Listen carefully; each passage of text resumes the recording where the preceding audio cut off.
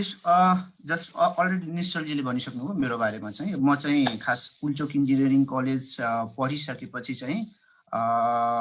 अलिकति सुरुदेखि नै यो एग्रिकल्चर सेक्टर, तपाईँहरू म चाहिँ काम गरेको चाहिँ यो खल्ती, स्पाइरो एसएमएस, पिको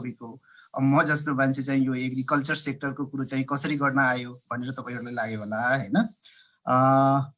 अलिकति आफ्नो एक्सपिरियन्समा सुनाउँछु तपाईँहरूलाई। अब खल्ती या भनौँ यसपछि मैले चाहिँ मास्टर डिग्री चाहिँ रुरल डेभलपमेन्टमा एग्रिकल्चर चाहिँ मेजर लिएर मैले गरेँ र 2012 सालतिर म चाहिँ एग्रिकल्चरमा आफ्नो थेसिस लेखेँ, जुन चाहिँ मैले युनिभर्सिटी ग्रान्ट कमिसनबाट पनि सपोर्ट पाएको हो। र म एउटा भनौँ न बारा जिल्लाको एउटा ग्रामीण गाउँबाट काठमाडौँसम्म आएको होइन। त्यो भएर गाउँको कल्चर र जहाँसम्म हामी सबैलाई थाहा छ कि कुनै फर्म फिलअप गर्दाखेरि त्यहाँ चाहिँ पेसामा केही छैन भने हामी कृषि लगाइदिन्छौँ नि, भनेको डिफल्ट हाम्रो एउटा कृषक भन्ने पहिचान पनि छ। त्यो भएर चाहिँ एउटा ग्रामीण सेक्टरमा चाहिँ केही चेन्ज होस् भन्ने हिसाबले चाहिँ म अलिकति एग्रिकल्चर सेक्टरमा चाहिँ फोकस भएको हो र थेसिस पनि त्यसैमा गरेँ। र मैले चाहिँ केही चेन्जेसको लागि आफूले लर्न गरेँ युट्युबबाट, एग्रिकल्चरमा के नयाँ प्रविधिहरू आउँदैछ, किन चाहिँ नेपाल भनौँ न कृषि प्रधान देश भए पनि यसको इम्पोर्ट किन यति बढिराखेको छ। यहाँ जब हामी तराईलाई चाहिँ ग्रेन बास्केट अफ नेपाल भन्छौँ, कल्टिभेटेड ल्यान्ड भन्छौँ, 60% मान्छे चाहिँ एग्रिकल्चरमा इन्भल्भ छ भन्छौँ, तर पनि यो अवस्था किन यहाँको मान्छे हामी आफ्नो एग्रिकल्चर प्रोड्युसहरू चाहिँ हामीले एक्सपोर्ट गर्न नसकेर मान्छे किन एक्सपोर्ट गर्दैछौँ जस्ता कुराहरू चाहिँ मेरो दिमागमा आयो। र यो इनोभेसन भन्ने कुरो चाहिँ खास कस्तो हुँदो रहेछ भने जब तपाईँ कुनै समस्या देखिराख्नु भएको छ र त्यो समस्यालाई सोल्भ गर्नुपर्छ, यदि तपाईँको दिमागमा आउँछ भने त्यहाँ इनोभेसन, त्यहाँ स्टार्टअप इकोसिस्टम जन्म लिन्छ जस्तो मेरो आफ्नो फिलिङ छ। भनेको केही प्रब्लम जस्ट तपाईँले फिल गर्नुभयो, त्यसको विरोध मात्र गर्नुभयो, त्यसमा चाहिँ आफूले मनन गर्न सक्नु भएन र आफूले सोलुसन दिन सक्नु भएन भने त्यहाँ चाहिँ राम्रो रिजल्टको एक्सपेक्ट गर्न सकिँदैन जस्तो मलाई लाग्छ। र मैले भनौँ न एग्रिकल्चर सेक्टर र मेरै आफ्नै गाउँमा जुन देखिराखेको थिएँ, युथहरू चाहिँ विदेश जाने या चाहिँ दिनभरि तास खेलेर बस्ने या कृषिमा कामै छैन भनेर बस्ने या के अरे लेबरहरू पाउँदैन जस्ता कुराहरू चाहिँ सुनिसकेपछि मैले अलिकति आफै रिसर्च गरेर अब काठमाडौँको बसाइ धेरै वर्ष भइसक्यो, बेला बेलामा गाउँ गफको बेला फार्मरहरूसँग बस्थेँ म, उनीहरूसँग कोअर्डिनेसन गर्थेँ र क्याल्कुलेट गराउँथेँ कि ल भन्नुहोस् त तपाईँ मकै लगाउनुहुन्छ भने कुन महिनामा लगाउनुहुन्छ, कति बिउ लगाउनुहुन्छ, कति महिनापछि त्यो आउँछ, कतिमा बिक्री गर्नुहुन्छ, क्याल्कुलेट गरिसकेपछि उहाँलाई मैले देखाउँथेँ कि ल यो बालीमा तपाईँ यति महिना काम गरिसकेपछि तपाईँको लेबर बाहेक तपाईँलाई यति लस छ भनिसकेपछि उहाँहरूलाई थाहा हुन्छ। भनेको उहाँहरूले एग्रिकल्चर गरिराख्नु भएको छ, तर के गर्दैछु मैले, के आउटपुट पाउँछु या त्यसको मार्केट भ्यालु के छ जस्ता पार्टहरूमा केही पनि एनालिसिस छैन। जस्ट आफूलाई इङ्गेज गराउनको लागि अब यो नगरी के गर्नु भनेर टाइपले पनि गरिराख्नु फिलिङ आयो कि। अनि त्यसपछि मैले ल यसरी गरौँ न भनेर सोलुसन दिन खोज्दाखेरि अनि हाँस्नुहुन्थ्यो। त सानैदेखि गाउँ छोडेर यहाँ भनौँ न यता कलैया बिरगञ्ज काठमाडौँ बसियो र आएर अब मलाई चाहिँ एग्रिकल्चर कसरी गर्ने भनेर सिकाउने भनेर भन्नुहुन्थ्यो उहाँहरूले। त्यसपछि मैले ल केही त गरौँ भनेर हिसाबले अब मेरो कुरोमाथि भनौँ न बोलीमा विश्वास भएन भने केही गरेर त देखाऊँ भन्ने हिसाबले चाहिँ मैले एउटा डेमो फार्म चाहिँ मैले सेटअप गर्न प्लान गरेँ र मैले त्यो गर्नको लागि एउटा किसान agro advisory and machinery private limited भनेर दर्ता गरेँ मैले। अनि यसमा चाहिँ मैले यो खास बारा जिल्ला महागढी महानगरपालिका मेरो आफ्नै गाउँमा र गर्नको लागि मैले के गरेँ भने 29 जना लोकल फार्मरहरू, जसको त्यो लोकल फार्मर पनि कसरी मैले युज गरेँ भने एक ठाउँमा 5 बिघा जति ल्यान्ड थियो अनि त्यो ल्यान्ड जसको छ नि त्यो सबैलाई मैले कन्भिन्स गरेँ कि ल एउटा मिलेर केही गरौँ भन्ने हिसाबले, र उनीहरू कन्भिन्स पनि भयो। कन्भिन्स के तरिकामा भयो भने तपाईँहरूको जग्गाको जुन हाम्रोतिर खास 2000-2500 रुपियाँमा चाहिँ कट्ठाको चाहिँ आउँछ कि तपाईँले लिज दिन पाउनुहुन्छ, त्यसको ग्यारेन्टी म लिन्छु भन्ने हिसाबले चाहिँ मैले 5 बिघा जग्गा लिएँ र उहाँहरूलाई इन्भल्भ गराएँ। र अलिकति मोटिभेट गर्नको लागि मैले एग्रिकल्चर कस्तो हुँदो रहेछ त्यो देखाउनको लागि मैले 29 जना फार्मरलाई बस भाडा गरेर अनि चितवनमा ल्याएँ। 2 दिन चितवन राखेँ मैले। चितवनको विभिन्न जुन चितवनमा एकदमै एग्रिकल्चरको इनोभेसनमा एकदमै अगाडि छ चितवन हैन। अनि भिजिट गराएँ मैले त्यहाँ गाई फार्मदेखि लिएर तपाईँको यो क्याप्सिकम या विभिन्न तरकारीहरू के जस्ता पाठहरू चाहिँ मौरी पालनहरू मैले देखाएँ। त्यसपछि चाहिँ मैले गाउँमा लगेर ल अब गर्नुपर्छ भन्ने हिसाबले चाहिँ रेडी हुनुभयो। अनि त्यसपछि मैले त्यही प्रोसेस अगाडि बढाउँदै जाँदाखेरि मैले भनौँ न त्यहाँ अब सिँचाइको आवश्यकता फिलिङ भएपछि मैले यता आरइआरएलसँग एइपिसीसँग कुरो गरेर अनि त्यहाँ चाहिँ सर्वेहरू गरेर उहाँले हामीलाई सिँचाइको लागि सोलर पावर पनि उपलब्ध गराउनु भयो, सोलर दिनुभयो हैन। अनि त्यसपछि चाहिँ मैले त्यही फार्मरहरूलाई मिलेर अलिकति एग्रिकल्चरलाई मोडर्नाइज गरेर जे उहाँहरूले गरिराख्नु भएको छ उहाँहरू किन भनौँ न त्यति मेहनत गरिसकेपछि पनि किन आउटपुट आएन जस्ता पाठहरू म अलरेडी उहाँहरूसँग नै विभिन्न लेभलमा चाहिँ कम्युनिकेसन गरेर आइडेन्टिफाई गरेको थिएँ हैन। र साथै चाहिँ त्यो अनुसारले मैले के गरेँ भने मार्केटको ट्रेन्ड हेरेँ कि जुन कालीमाटी बजारले जुन विभिन्न तरकारीको बजार भावहरू दिन्छ त्यो चाहिँ वर्षौभरिको मैले हेर्दाखेरि कुन महिनामा कस्तो खाले तरकारीको बजार चाहिँ रेट के हुँदो रहेछ त्यो अनुसारको मैले 1 वर्षको क्रप क्यालेन्डर बनाएँ। क्रप क्यालेन्डर बनाइसकेपछि चाहिँ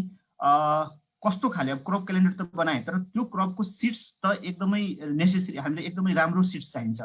भनेको त्यो सिड्सहरू कस्तो खाले चाहिन्छ त्यसको लागि चाहिँ मैले यही काठमाडौँको अब यो एग्रिकल्चर सेक्टरमा आइसकेपछि विभिन्न अलरेडी यो सेक्टरमा काम गरिराख्नु भएको विज्ञहरूसँग मैले भेटघाट गरेँ, उहाँहरूसँग आइडिया लिएर साथै चाहिँ एकजना जेटिए हायर गरेँ, एक्सपिरियन्स जो चाहिँ किसान प्रोजेक्टमा काम गर्नुभएको जेटिएलाई हायर गरेँ। उहाँ रौतहट जिल्लाकै हुनुहुन्छ र उहाँसँग एकदमै राम्रो नलेज र एकदमै काम गर्ने मान्छे मैले पाएँ हैन। र उहाँले चाहिँ मजाले त्यो पार्टलाई हाम्रो जुन प्रोजेक्टको कन्सेप्ट थियो त्यसलाई डेमोन्स्ट्रेट गर्नमा उहाँ सक्सेस हुनुभएको हो। र त्यहाँ चाहिँ हामीले गर्दाखेरि चाहिँ जुन मान्छेको एउटा कस्तो थियो भने मेरो गाउँमा यहाँ त करैला हुँदैन, यहाँ त क्याप्सिकम त हुँदैन, तिम्रो यस्तो चिसो मौसममा पनि के अरे हुन्छ त बिरुवा उम्रिन्छ त जस्ता जुन कन्सेप्टहरू थियो त्यो सबै कन्सेप्टलाई हामीले रङ प्रुफ गरिदिएको। अब यो कन्सेप्ट पनि किन उहाँसँग भयो भने दुनियाँ एकदमै चेन्ज भइराखेको छ तर उहाँहरू एउटा गाउँमा बस्नु भएको छ र उहाँले त्यो गाउँको वरिपरि मात्र अहिलेसम्म बस्नु भयो कि चेन्जेस उहाँले अनुभव नै गर्नु भएन कि अब नयाँ के भइराखेको छ, के रिक्वायरमेन्ट छ जस्ता पार्टहरू उहाँले जे भनौँ न वर्ष अगाडि जे कुरो देख्नु भएको छ त्यही कुरो नै अहिले पनि इम्प्लिमेन्ट गर्न खोज्दाखेरि चाहिँ उहाँहरूले फेल भइराख्नु भएको मेरो आफ्नो भनौँ न लर्निङ भइसकेपछि त्यसलाई चाहिँ मैले विभिन्न मोडर्न टेक्नोलोजीहरू जस्तै तपाईँको नर्सरी म्यानेजमेन्टको लागि चाहिँ यो हाउसहरू, स्प्रिङ्कलरहरू हैन, ड्रिप इरिगेसनहरू मैले चाहिँ यो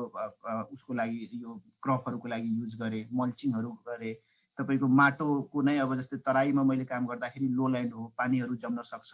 भनेपछि ड्रेनेज सिस्टमहरू भनेको सुरुदेखि नै त्यो माटोहरूको प्लानिङ भनौँ न माटोहरूलाई त्यो हिसाबले प्लानिङ गऱ्यौँ हैन। र फोकस क्रपहरू भनौँ न त्यो मार्केटको ट्रेन्ड हेरेर कुन बेला कस्तो खाले क्रप तराईमा चाहिँ एउटा कस्तो हुन्छ भने एक्सट्रिम हुन्छ कि तपाईँको भनौँ न एकदमै गर्मी हुने या एकदमै चिसो हुने, एकदमै पानी पर्ने हुँदाखेरि चाहिँ अफ सिजनल भेजिटेबल चाहिँ अलिकति गाह्रो जस्तो फिल भयो मलाई हैन। त्यो भएर अर्ली र लेट हामी त्यो बेला फोकस गऱ्यौँ हैन। र त्यो बेलाको एक्सपिरियन्स चाहिँ जस्तै 1 कट्ठा जग्गामा चाहिँ मैले करैला उत्पादन गर्दाखेरि लगभग 60,000 भन्दा बढीको करैला हामीले बिक्री गर्न सफल भएको थियौँ र टोटल 5 बिघामा हामीले डिफ्रेन्ट टाइपको क्रपहरू लगायौँ। अलिकति रिसर्च बेस्ड पनि काम भयो त्यो ठाउँमा चाहिँ र त्यसरी हामीले काम गऱ्यौँ हैन। यो चाहिँ हामीले भनौँ न यो जुन सोलर जुन मैले भन्दैछु पछाडि ब्याकग्राउन्डमा तपाईँले देख्न सक्नुहुन्छ र यो चाहिँ हाम्रो फार्मरहरूको टिम चाहिँ त्यही लोकालिटीको र मेन कन्सेप्ट के थियो भने हामीले चाहिँ ग्रामीण मा जुन एग्रिकल्चरको जुन कन्सेप्ट छ नि ट्रेडिसनल एग्रिकल्चरलाई चाहिँ कसरी चाहिँ हामीले अलिकति चेन्ज भएर हामी कुनै कुरो पनि एक्सट्रिम सोच्नु हुँदैन, टोटली चेन्जै गर्छु भनेर सोच्यो भने त्यो फेल हुन्छ भनेको उहाँसँग भएको नलेजमा के अझै अलिकति कन्फिडेन्स हामीले बिल्डअप गरिदियौँ, के कुरो उहाँलाई डेमोन्स्ट्रेट गरेर देखाउन सक्यौँ भने उहाँले इजिली एडप्ट गर्न सक्नुहुन्छ। किनकि हामी नेपालमा एग्रिकल्चर चेन्जको सिनारियो खोजिराखेको छौँ र चेन्जको सिनारियो खोजिराख्दाखेरि हामीले हाम्रो धरातल, हाम्रो इन्भेस्टमेन्ट क्यापेबिलिटी, हामीसँग भएको म्यान पावर, एग्रिकल्चरमा जो काम गरिराख्नु भएको छ फार्मरहरूको अवस्था जस्ता सबै पार्टहरू नै हामीले सोचेर नै काम गर्ने हो। हामी सिधै चाहिँ भनौँ न इजरायलको मोडल चाहिँ यहाँ नेपालमा इम्प्लिमेन्ट यस्तो ठुलो चाहिँ भनौँ न मेकानाइजेसनको कुराहरू फोटो भिडियोमा देखाएर यहाँ चेन्ज हुन सक्दैन जस्तो मलाई लाग्छ हैन। त्यो भएर त्यसरी चाहिँ हामीले गर्यौं र अब यहाँ चाहिँ फोटोमा हजुरले हेर्न सक्नुहुन्छ। जस्तै एउटा नर्सरी चाहिँ हामीले यसरी म्यानेज गर्यौं। विभिन्न नर्सरी पनि जस्तै गाउँमा कस्तो हुन्छ भने तपाईको खुर्सानी लगाउनु छ भने सस्तोमा खुर्सानीको बिउ किन्नुहुन्छ के फार्मरहरू चाहिँ, जबकि त्यो बिउ नै रङ भइसकेपछि तपाईको प्रोडक्सनदेखि लिएर तपाईको मेहनत सबै कुराहरू खेर जान सक्छ हैन। र हामीले बिउको सिलेक्सन एकदमै राम्रो गर्यौं। त्यसलाई चाहिँ भनौँ न अर्ली भेराइटीको लागि चाहिँ हामीले टनलिङहरू टनेलमा राखेर हामीले चाहिँ भनौँ न सुरुमै उत्पादन गर्यौं र राम्रोसँग विभिन्न बिउहरू नै उत्पादन गर्यौं कि मेरो गाउँ नजिकको कमसेकम 10-15 वटा गाउँबाट हरेक दिन कमसेकम बिहान 20 जना भन्दा बढी फार्मरहरू आउनुहुन्थ्यो कि त्यहाँ हामीले बिउ किन्नलाई, के अरे बेर्नाहरू किन्नको लागि हाम्रो चाहिँ हैन। त्यस करैला हुँदैन भन्नुहुन्थ्यो। अनि करैला हामीले यस्तो पालिक जातको करैला हो सायद हैन, पालिकको करैला हामीले त्यो ठाउँमा चाहिँ मल्चिङहरू गरेर ड्रिप इरिगेसनहरू गरेर अनि त्यो यस्तो मजाको यो एग्रो टुरिज्म भन्छ नि, त्यो हेर्नलाई भनौँ न कहाँबाट मान्छे आउनुहुन्थ्यो कि यो भन्नुहुन्थ्यो यो त करैला हाँसिराखेको छ भनेर भन्नुहुन्थ्यो कि हैन। खुर्सानीहरू त्यसरी नै हामीले लगायौं हैन, भेन्टाहरू मजाले लगायौं र लङ टर्मको लागि चाहिँ म तराईमा चाहिँ एउटा के देख्छु भने तपाईको यो के भन्छ सोहिजन भन्छौँ हामी हैन। सोहिजन जस्ता पाठहरूमा एकदमै फोकस गर्नुपर्छ भनेर अलिकति सोहिजन पनि लगाएको हामीले चाहिँ हैन। र साथै चाहिँ म सानो हुँदाखेरि गाउँमा के हेर्थ्यो भने सबैको घरको बारी हुन्थ्यो कि करेसा बारी गर्नुहुन्थ्यो बारीमा चाहिँ। तर त्यो पछि म जसरी ग्रो हुँदै गए त्यो चेन्ज हुँदै गयो, त्यो सिनारियो चेन्ज हुँदै गयो हैन। अनि त्यो कुरोलाई मैले फेरिदेखि ल्याउनको लागि मेरो जुन बिउहरू बेर्नाहरू हुन्थ्यो नि, त्यो बेर्नाबाट मैले डिफ्रेन्ट क्रपहरूलाई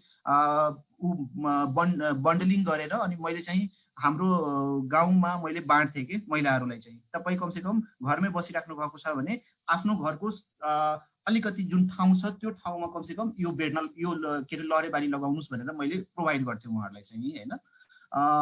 बजारको एकदमै इस्यु हुँदाखेरि चाहिँ मैले चाहिँ के गरेको थिएँ भने गाउँ नजिकै 4 वटा गाउँहरूमा चाहिँ मैले जुन पसलहरू अलरेडी हाम्रो चाहिँ हाट बजार तपाईको हप्तामा 2 दिन लाग्ने गर्छ, त्यसलाई चाहिँ बजारीकरणको लागि मैले के गरेँ भने सबैजना बजारमा अब त्यो त्यहाँ सुरुमा लगाउँदा पनि मान्छेहरू भन्थ्यो यहाँ त हरेक दिन बजार लाग्छ, भनौँ न हरेक हप्तामा बजार लाग्छ 2-2 चोटि, कहाँ तेरो पसलमा किन्न आउँछ भनेर। अनि मैले चाहिँ त्यहाँ बोर्डहरू लगाएर यहाँ बिहान 7 बजेदेखि लिएर साँझको 7 बजेसम्म फ्रेस भेजिटेबल पाइन्छ भनेर 4 ठाउँमा बोर्ड लगाइदिएँ नजिकको गाउँमा। एक ठाउँबाट 100 किलो भन्दा बढी मेरो बिक्री हुन्थ्यो तरकारी र मान्छेहरू बजार जान छोडिदिन्थ्यो कि किनकि एभ्रीडे मेरो ताजा तरकारी त्यहाँबाट किन्न पाउँथ्यो हैन। मेकानाइजेसनको लागि मैले चाहिँ अब त्यो ठाउँमा ट्र्याक्टर किन्ने खर्च गर्दाखेरि मैले काठमाडौँबाट नै पावर टिलर पठाएको थिएँ हैन। र एउटा कम्प्लिट भनौँ न भ्यालु चेनमा चाहिँ ल्यान्ड म्यानेजमेन्टदेखि लिएर यो भनौँ न टेक्नोलोजीहरू ड्रिप इरिगेसन या जुन सोच्ने क्यालकुलेट गर्ने एक्टिभिटिजलाई रेकर्ड गर्ने जस्ता जुन पार्टहरू छ त्यो फार्मर 29 जना फार्मरहरूसँग नै मिलेर काम गरायौँ। र एकजना त्यो फोटोमा हेर्दै हुनुहुन्छ त्यो एकजना जुन नर्सरीमा या जो पावर टिलर चलाउँदैछ त्यो भाइलाई चाहिँ मैले के भनेको थिएँ भने फार्ममा नै तिम्रो जेटिए को पढाइ हुन्छ, प्र्याक्टिकल जेटिए हुन्छ भनेर उसले चाहिँ उसलाई मैले पैसा पनि दिन्थेँ र टोटली फुल्ली उस त्यहीँ बस्थ्यो त्यहीँ सिक्थ्यो र अहिले एकदमै राम्रो छ। र एउटा कम्प्लिट एग्री भ्यालु चेन सोलुसन्समा मैले काम गरेर फार्मरलाई मोटिभेट गरेँ त्यो ठाउँमा र त्यसपछि तिनीहरू आफ्नो खेतमा पनि त्यो पार्ट गर्न थाल्यो। अब यो मैले खास धेरै काम गर्न पाएन, मैले जम्मा 1 वर्ष बुझ्नुस् कि मैले काम मात्र गरेको हो। 1 वर्षमा पनि म काठमाडौँमा बसेर रिमोटली काम गरेको हो र त्यो पनि फोनबाट काम गरेको हो। र त्यहाँ जो मेरो जेटिए हुनुहुन्थ्यो उहाँले एक्जिक्युट गर्न ट्राई गर्नुहुन्थ्यो। तर पनि मैले भनौँ न त्यो लेभलसम्म काम गरिसक्दाखेरि मलाई खुसी लाग्यो र मैले त्यसलाई सम्मान पनि मैले एउटा 2टा अवार्डबाट पनि सम्मानित भएँ म। तपाईँको एउटा सुप्रविध नवीकरणीय ऊर्जा पुरस्कारबाट अनि साथै चाहिँ म अर्को यो क्लाइमेट लन्च प्याड नेपालको एउटा कम्पिटिसन हुँदाखेरि त्यहाँ पनि फाइनलिस्टमा म जितेको हो। र यो प्रोजेक्टलाई चाहिँ हामीलाई अल्टरनेटिभ इनर्जीको आरइआरएल भन्ने छ, त्यो चाहिँ आरइआरएल रिन्युएबल इनर्जी फर रुरल लिभलिहुड भने यो युएनडिपी र जेफको उसमा हो, सपोर्टमा, र साथै किसान र 29 जना फार्मरहरू हामी मिलेर यो काम गरेको हो हैन। यो फार्म यसको मेन आउटपुट बाट म एक वर्ष र थोरै आफ्नो टाइम दिएर जुन मैले आफ्नो गाउँमा एउटा चेन्ज, जुन मान्छेको पर्सपेक्टिभ, जुन ट्रेडिसनल यो भन्दा बाहेक त केही हुँदैन, जुन मान्छेको जुन सोच थियो, जुन मैले बोलीबाट उनीहरूलाई सम्झाउन खोज्थे र उनीहरू मान्दैन थियो, त्यो सोच मैले परिवर्तन गर्न सफल भएँ। तर पनि त्यो जुन म एक वर्षमा त्यो पनि थोरै टाइम दिएर जुन सफल भयो, त्यो पहिला किन भएन भन्ने कारण के हो भने जो फार्मरहरू काम गर्दै हुनुहुन्छ, जो फार्मर चाहिँ जुन बाहिर दुनियाँमा के चेन्जेस भइराखेको छ, यहाँ इन्टरनेट टेक्नोलोजीको एक्सेसदेखि लिएर नयाँ प्रविधिको ज्ञान छैन उहाँहरूसँग। हामी यहाँ काठमाडौँमा बसेर चाहिँ मोबाइल एप बनाइदिन्छौँ, हामी यहाँ बसेर हामीले ब्लक चेनका कुराहरू गर्छौँ, हामी बसेर स्मार्ट कन्ट्र्याक्टका कुराहरू गर्छौँ। मलाई लाग्छ कि त्यो सबै एग्रिकल्चर को जुन हामीले भन्छौँ नि आत्मनिर्भर एग्रिकल्चर भनेर, त्यो सबै चाहिँ एग्रिकल्चरमा हामीले झन् परनिर्भरता बढाउँछ जस्तो लाग्छ, फ्रस्ट्रेसन बढाउँछ जस्तो लाग्छ मलाई त्यो पार्टहरू। किनकि रिसोर्सेस र हामी आफ्नो अवस्था हेरेर मात्र मलाई लाग्छ एप्रोप्रिएट टेक्नोलोजीको युज गर्नुपर्छ जस्तो लाग्छ मलाई। र त्यो पार्टमा अब मैले म पछि किन कन्टिन्यू गर्न सकिनँ भन्ने कारण के हो भने कुनै पनि बिजनेस यदि हामी गर्छौँ भने त्यसमा चाहिँ फुल्ली यदि हामीले टाइम दिन सकेनौँ भने त्यसले राम्रो आउटपुट दिन सक्दैन। र मेरो पनि समस्या के भयो भने यहाँ चाहिँ आफ्नै बिजनेस र मेरो अलिकति हेल्थको समस्या भएकोले गर्दाखेरि मैले लगभग छोडेर म आफ्नो त्यो काम चाहिँ बुवालाई हस्तान्तरण गरिसकेको छु। र बुवाले अहिले केही नभए पनि मलाई काठमाडौँमा बेला बेला तरकारी चाहिँ पठाइराख्नुहुन्छ। र मलाई के लाग्छ भने जसरी मैले एउटा सानो समय दिएर नै अलिकति एउटा चेन्जेस ल्याउने एक्सपेक्टले मैले आफ्नो गाउँमा जुन गरेँ, त्यो पार्टलाई यदि युथले साँच्चै यसलाई अपर्च्युनिटी लिएर यदि काम गर्नुहुन्छ भने मलाई लाग्छ कि एकदमै यसलाई एज अ बिजनेस लिएर यदि काम गर्नुहुन्छ भने एकदमै अपर्च्युनिटी छ। र एग्रिकल्चरमा च्यालेन्ज चाहिँ छैन भन्न सकिँदैन, किनकि एग्रिकल्चर कस्तो कुरो यसमा चाहिँ हाम्रो आफ्नो रुल केही पनि हुँदैन। जस्तै प्रोडक्सनको लागि पनि त्यो मौसमको डिपेन्डेन्सी हुन्छ भने बजारको लागि चाहिँ बजारको भाउमा डिपेन्डेन्सी हुन्छ हैन। यो कुरोले गर्दाखेरि यो पार्टलाई मलाई लाग्छ कि अहिले जुन जसरी हामीले जुममा मिटिङमा बसेको छौँ, यो ग्रुप भनेको जसरी हामीले जुममा भएको छौँ भने हामीले टेक्नोलोजी कुन एडप्ट गर्नुपर्छ त्यो लेभलको हामीले रिसर्च गर्न सक्छौँ र त्यसरी चाहिँ हामीले काम गर्न सक्छौँ जस्तो लाग्छ मलाई। तर यसको लागि चाहिँ हाम्रो एटिट्युड पोजिटिभ हुनु पर्यो र एग्रिकल्चर एज एउटा बिजनेसको पार्टमा मान्नु पर्यो र यसलाई एउटा कन्टिन्युअस इफोर्ट यदि दिन सक्यो भने यसमा हामी सफल हुन सक्छौँ। र अहिले सिनारियो जुन मैले भने हामी चाहिँ कृषि प्रधान देश भन्छौँ या अरू भनौँ न आत्मनिर्भरताका कुराहरू गर्छौँ, तर सिनारियो के छ जसरी चाहिँ मैले अब गभर्मेन्टको इन्भेस्टमेन्ट जसरी इन्क्रिज हुँदै गयो, जीले भन्नुभयो एग्रिकल्चर गभर्मेन्टको प्रायोरिटीमा छ, लास्ट इयर पनि प्रायोरिटीमा थियो, तर के भयो भन्ने कुरो चाहिँ ग्राफले देखाउँछ कि जसरी गभर्मेन्टको प्रायोरिटी बढ्दै गइराखेको छ त्यसरी नै एग्रिकल्चरको इम्पोर्ट पनि बढ्दै गइराखेको छ। यो हुने कारण चाहिँ के भइदियो भने एउटा बिहेभियर चेन्ज भयो, हाम्रो चाहिँ खाने बिहेभियर चेन्ज भयो, पपुलेसनको ग्रोथ त्यही अनुसारले भयो र हामीमा चाहिँ एग्रिकल्चरमा भनौँ न फिल्डमै गएर काम गर्ने, प्रब्लम सोल्भ गर्नुभन्दा पनि एग्रो एन्टरप्रेनर भन्दा पनि ग्रान्ड प्रेनर चाहिँ हामी भित्र धेरैजना भयो जस्तो फिल भयो मलाई हैन। र एटिट्युडहरूको प्रब्लमहरू भनौँ न यसलाई पनि एग्रिकल्चरलाई पनि एउटा बिजनेस र फिल्ड वर्क जस्ता पार्टहरू नभएर पनि एग्रिकल्चरमा यो जुन ग्रोथ जुन छ नि ग्रोथहरू बढ्दै गएको हो भनेको यो इम्पोर्टको ग्राफ यदि हेर्दाखेरि चाहिँ हामीले के बुझ्नुपर्छ भने यहाँ अपर्च्युनिटी एकदमै छ। खालि यसलाई चाहिँ हामीले आफ्नो बिहेभियर र आफ्नो के अरे एटिट्युडमा मात्र प्रब्लम के अरे एटिट्युड मात्र चेन्ज गर्यौँ भने यसले चाहिँ राम्रो रिजल्ट ल्याउन सक्छ र युथलाई एउटा राम्रो इम्प्लोइमेन्ट जेनेरेट गर्न सक्छ। र युथलाई मात्र होइन, जुन अब कोभिडले गर्दाखेरि जुन रिटर्नीहरू जुन हुन्छ उहाँहरूलाई पनि एक लेभलमा चाहिँ एकदमै सपोर्ट गर्न सक्छ। र एग्रिकल्चरको यदि इम्पोर्टको ग्राफ यदि हेर्नुहुन्छ भने इयर वाइज यसरी इन्क्रिज हुँदै गएको छ र के कुराहरूमा छ यो ग्राफले यो फोटोले देखाउँछ तपाईँलाई हैन। 2012 देखि 2018 सम्मको यो ग्राफ चाहिँ एक्सपोनेन्सियली इन्क्रिज हुँदै गएको छ। र अहिले चाहिँ अब एउटा अपर्च्युनिटी पनि छ यो कोभिडले गर्दाखेरि भनौँ न अब मान्छेहरू माइग्रेन्टहरू चाहिँ अब रिटर्न हुँदैछ र सबैको एक्सेस इजी एक्सेस भनेको एग्रिकल्चर नै हो र उहाँहरू पनि विदेशमा कोही एग्रिकल्चरमै काम गरेर आउनुभएको होला भनेको त्यो लेभलको हामीसँग टेक्निकल म्यान पावर पनि एभाइलेबल हुन्छ भने कोही चाहिँ पैसा कमाएर होइन म त अलिकति टेक्नोलोजीमा पनि इन्भेस्ट गर्छु भन्ने टाइपको पनि हुन्छ र उहाँहरू विदेशमा काम गरिसकेपछि चाहिँ एउटा उहाँहरूमा परिवर्तन पनि के हुन्छ भने होइन मेहनत गर्नुपर्छ भन्ने हिसाबले पनि उहाँहरू चाहिँ एक लेभलमा मोटिभेट भइसकेको मान्छे चाहिँ अब यहाँ आइसकेपछि चाहिँ सुतेर होइन कि काम गरेर काम गर्नुपर्छ भने त्यो म्यान पावरलाई पनि हामीले इन्गेज गराउन सक्नुपर्छ र यो भनेको हाम्रो एउटा अपर्च्युनिटी छ कि त्यो जुन रिटर्नीहरू छ त्यो रिटर्नीलाई हामी युथले कसरी मोबिलाइज गर्न सक्छौँ भनेर साथै चाहिँ यो कोभिड-19ले गर्दाखेरि WHO को जुन गाइडेन्स छ र मान्छेभित्र जुन त्रास छ त्यो त्रासलाई पनि क्यास गर्नको लागि चाहिँ हामीले आफ्नो युथले चाहिँ रिसर्च गरेर चाहिँ कि कसरी चाहिँ त्यसलाई म्यानेज गरेर एग्रिकल्चरमा हामीले राम्रो आउटपुट ल्याउन सक्छौँ त्यसमा चाहिँ हामीले काम गर्न सक्छौँ र काम गर्दाखेरि हामीले चाहिँ विभिन्न भ्यालु चेन सोलुसन्स एउटा एग्रिकल्चरको कम्प्लिट सोलुसनभित्र कुन कुन एस्पेक्ट्समा हामीले के कुराहरू दिन सक्छौँ सोलुसनहरू दिन सक्छौँ त्यसमा हामीले काम गर्ने र एउटा थट प्रोसेस पनि हाम्रो कस्तो मैले विभिन्न यो फेसबुकदेखि लिएर सोसियल मिडिया या न्युजहरूमा पनि देखिराखेको हुन्छु कि हामी धेरै कुराहरू चाहिँ एकदमै एक्सट्रिम एक्सपेक्टेसन चाहिँ राख्छौँ हामी भन्छौँ उडी छुडी चम्राएक तर त्यो ठिक छ त्यो सोच्नु राम्रो हो तर चाहिँ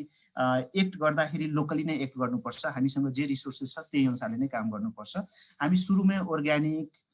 जस्ता कुराहरू गर्न थाल्छौँ जुन चाहिँ मलाई लाग्छ कि अहिलेको करेन्ट सिनारियोमा पोसिबल छैन हामीले गर्ने भनेको गुड एग्रिकल्चर प्र्याक्टिस गर्ने हो भनेको कस्तो खाले सिड्सहरू लगाउने हो कुन समयमा लगाउने हो कुन टाइपको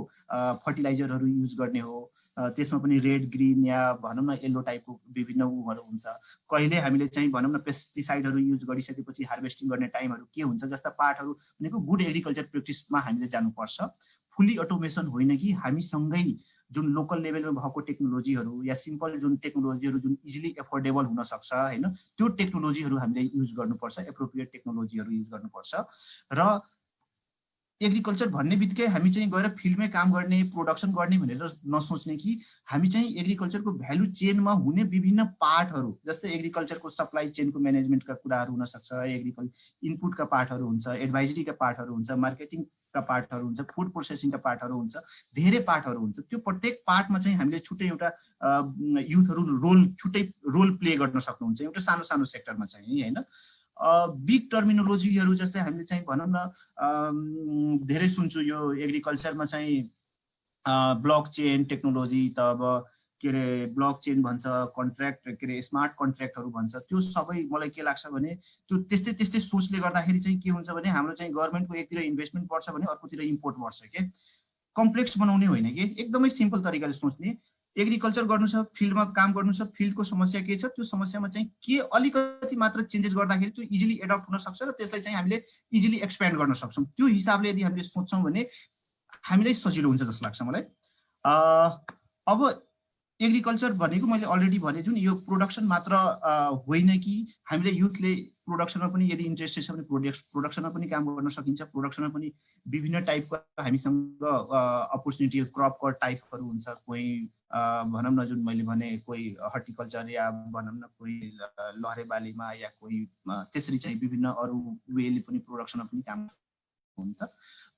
एडभाइसदेखि लिएर के अरे कन्ज्युमरदेखि लिएर सेल्स या अरू पार्टहरूलाई पनि हामीले एड्रेस गर्न सकिन्छ किसानहरूले नै जो काम गरिराख्नु भएको छ त्यसको म्यानेजमेन्टको जिम्मेवारीहरू पनि लिन सकिन्छ र तपाईँको एभ्रिडे आएर चाहिँ मैले चाहिँ यो पार्ट मैले हेरिदिन्छु भन्ने हिसाबले चाहिँ एउटा हेल्पिङ ह्यान्ड भनौँ त्यो पनि एउटा सर्भिसको रूपमा हामीले काम गर्न सक्छौँ मेकानाइजेसनमा चाहिँ हामीले चाहिँ लेन्डिङमा सुरुमै अब भनौँ न जस्तै एउटा गाउँमा 1000 100 बिघा जग्गा छ भने त्यो जग्गामा क्रपहरू लगाउनु भयो भने म चाहिँ यस्तो टाइपको मेसिनले तपाईँको सबै हार्भेस्टिङ प्लान्ट के अरे प्लान्टेसनको म जिम्मेवारी लिदिन्छु भने त्यो एकजनाले किन्नलाई गाह्रो हुनसक्छ तर त्यो पार्टलाई चाहिँ हामीले भनौँ न लेन्डिङको हिसाबले चाहिँ या कि सानो टुल्सहरू जुन अलरेडी मैले देख्छु यहाँ भक्तपुरदेखि लिएर अरू ठाउँहरू पनि विभिन्न यही नेपालमै नै मेकानाइजेसनका पार्टहरू भएको म देख्छु त्यो एकदमै राम्रो हो होइन त्यो पार्टमा पनि एउटा हामी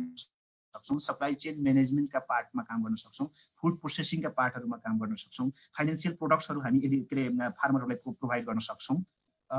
त्यस्तै डेटा जुन डेटाको एकदमै यहाँ खाँचो हुन्छ कि कति कसले कुन टाइपको प्रोडक्ट कहिले गर्दाखेरि के भइराखेको छ त्यसमा हामीले रिसर्च गरेर डेटा माइनिङका पार्टहरू हामीले गर्छौँ, डेटा ब्याङ्क बनाउन सक्छौँ र मिडियामा चाहिँ त्यस्ता भनौँ न राम्रो काम गर्नेलाई प्रोत्साहनका कामहरू गर्न सक्छौँ होइन। भनेको युथ एग्रिकल्चरमा आएर गएर फिल्डमा गएर प्रोडक्सन नै गर्ने मात्र होइन कि त्यहाँ धेरै भेराइटीका कामहरू छन् र कुनै एउटालाई चुज गरेर हामी त्यो सेक्टरमा यदि काम गर्न चाहन्छौँ भने जति पनि अपर्च्युनिटी म नेपालमा चाहिँ देख्छु। र काम गर्दाखेरि जहिले पनि मलाई मेरो आफ्नो एउटा सोच जहिले पनि के हुन्छ भने जहाँ हामी डिपेन्डेन्सी राख्छौँ कि मसँग यो भयो अनि त्यसपछि गर्छु या कि पर्फेक्सन यो सबै कुराहरू मिलिसकेपछि म गर्छु भनेर यदि सोच राख्यौँ भने त्यसपछि त्यो काम हामी स्टार्ट गर्न सक्दैनौँ। त्यसैले जुगाडु गर्नुपर्छ कि हामीसँग जे एभाइलेबल छ रिसोर्सेस त्यो रिसोर्सेसलाई बेस्ट युटिलाइज कसरी गर्न सक्छौँ। बरु मेहनत अलिकति बढी होला हामीलाई, आउटपुट कम आउला, तर खुसी केमा हुनुपर्छ कमसेकम स्टार्ट भयो। स्टार्ट हुने बित्तिकै तपाईँले 20वटा कुरो त्यहाँबाट लर्न गर्न सक्नुहुन्छ। त्यो लर्निङलाई फेरि तपाईँले मल्टिप्लाई गर्दै त्यसमा चाहिँ अझै मोडिफिकेसन गरेर अझै अगाडि बढ्न सक्नुहुन्छ। तर अगाडि बढ्नुहुन्छ कि सोच्न थाल्नु भने त्यो सकिँदैन। र मार्केटमा पनि अब देख्छु मैले यहाँ चाहिँ अब भनौँ न विभिन्न अनलाइनबाट सामान या हामी चाहिँ मार्केट प्लेसका पनि पार्टहरू गर्दाखेरि चाहिँ बिचमा हामीले के भइदिन्छौँ भने टेक्नोलोजी युज गरे पनि हामी चाहिँ त्यही बिचौलिया जस्तो पनि हामीले काम गर्न थाल्छौँ कि। जस्तै मेन कस्तो हो भने फार्मर जो मान्छे फार्मर प्रोड्युस गरिराखेको छ उसलाई बेनिफिट भएन भने उसले त फेरि एग्रिकल्चर प्रोडक्सन त घटाउँछ। भन्न खोजेको हामी चाहिँ जहिले पनि के सोचिदिन्छौँ भने फार्मरसँग 10 रुपियाँमा लिएर अनि काठमाडौँमा ल्याएर या कि अरू तरिकाले म चाहिँ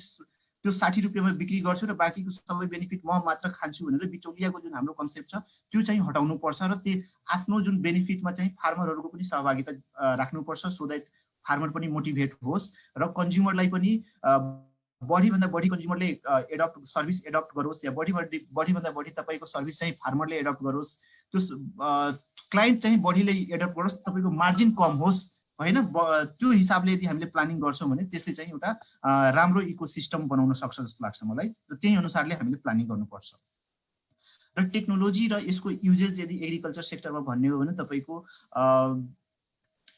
जुन वर्क एक्टिभिटिज यो किन गरिन्छ भने सिम्प्लिफाई आफ्नो कामको सिम्प्लिफाईको लागि। जस्तै अब कम्युनिकेसन र म्यानेजमेन्टमा हामीले आइसिटी टेक्नोलोजीहरू हामीले युज गरिराखेको हुन्छौँ। प्रोडक्सनमा चाहिँ विभिन्न भनौँ न त्यो एनालिसिसको पार्ट जुन भने नि मैले तपाईँलाई सिड्सहरू कस्तो टाइपको हुनुपर्छ या कुन बेला कस्तो टाइपको हामीले युजहरू गर्नुपर्छ होइन। हार्भेस्टिङका टुल्सहरू के फुड प्रोसेसिङ हामीले कसरी गर्ने, त्यसलाई प्याकेजिङ कसरी गर्ने, मार्केटिङ र ब्रान्डिङ कसरी गर्ने। भनेको टेक्नोलोजी मलाई के लाग्छ भने जति पनि एभाइलेबल छ हामीसँग टेक्नोलोजी हामीसँग एभाइलेबल छ होइन। खालि के कुरो मात्र हो भने हामीलाई के चाहिएको छ टेक्नोलोजी। जस्तै अहिले हामी भनौँ न के यो जुम आज थोरै आएको हो, जुम त धेरै पुरानो छ तर अहिले यसको आवश्यकता हामीलाई पर्यो र आज हामी सबैजना जुममा छौँ नि त होइन। भनेको मलाई के लाग्छ भने जे टेक्नोलोजी हामीले चाहिएको छ त्यो टेक्नोलोजी सबै एभाइलेबल छ। खालि के कुरो हो भने यो टेक्नोलोजी फार्मरको लागि के चाहिएको हो, सप्लायरको लागि के चाहिएको छ, के चाहिएको छ, म्यानेजरको लागि के चाहिएको, प्रोड्युसरको लागि के चाहिएको, कन्ज्युमरको लागि के चाहिएको, कुन बेला के चाहिएको हो, त्यो पार्टमा चाहिँ मलाई लाग्छ कि युथले एउटा राम्रो भूमिका खेल्न सक्नुपर्छ र यसलाई चाहिँ एउटा अपर्च्युनिटीको रूपमा अगाडि बढाउनु पर्छ। र टेक्नोलोजी तपाईँको एभाइलेबल जुन मैले अलरेडी भने आइसिटीको टेक्नोलोजी अलरेडी भनौँ न नेपालको यदि मोबाइल पेनिट्रेसन हेर्नुहुन्छ भने एकदमै सबै रुरलदेखि रिमोट एरियासम्म पुगिसकेको छ। 4G 3G तपाईँको ब्रोडब्यान्ड इन्टरनेटहरू स्मार्टफोनहरू सबै पुगिसकेको छ होइन। त्यस्तै अब डिजिटल पेमेन्टका कुराहरू पनि आइसकेको छ। यदि अनलाइन मार्केट प्लेसका पार्टहरू पनि यदि गर्ने हो भने मेकानाइजेसनको पार्टमा पनि अलरेडी म नेपालमा देख्छु कि होइन मजाले त्यो लेभलको विभिन्न हाते ट्र्याक्टरदेखि लिएर सानो टुल्सहरूदेखि लिएर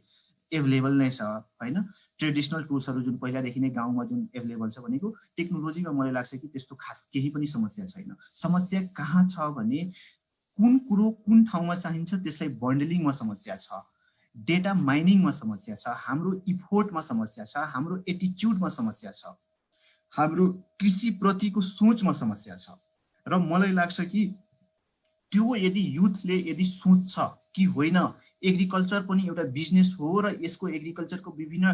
भर्टिकलहरू छ र यो भर्टिकलमा यदि काम गरेँ भने एग्रिकल्चर एज अ बिजनेसको एउटा इकोसिस्टम बन्न सक्छ र त्यसमा चाहिँ एउटा त्यो इकोसिस्टम त्यो भ्यालु चेनमा चाहिँ सबै पार्टीहरू लाभान्वित हुन्छ र एउटा जुन नेपाल गभर्मेन्टको पनि जुन कन्ट्रिब्युसन जुन अर्बौं अर्बौं रुपियाँको जुन लगानी भइराखेको छ त्यसले चाहिँ एउटा राम्रो फ्रुटफुल रिजल्ट आउन सक्छ र जुन यो ग्रान्ड ट्रेनरहरू पनि त्यहाँबाट हराउन सक्ने सम्भावना बढी हुन्छ हैन। त्यो भएकोले गर्दाखेरि यो देशको नै एउटा जुन गभर्मेन्टको नै एउटा जुन चाहना छ एग्रिकल्चरलाई कमर्सियलाइज गर्ने र हामीले चाहिँ परनिर्भरता हुनुपर्छ जुन आत्मनिर्भर परनिर्भर हटाउनुपर्छ आत्मनिर्भर हुनुपर्छ जुन गभर्मेन्टको चाहना छ त्यसलाई साकार गर्नको लागि चाहिँ भएको रिसोर्सेसहरूलाई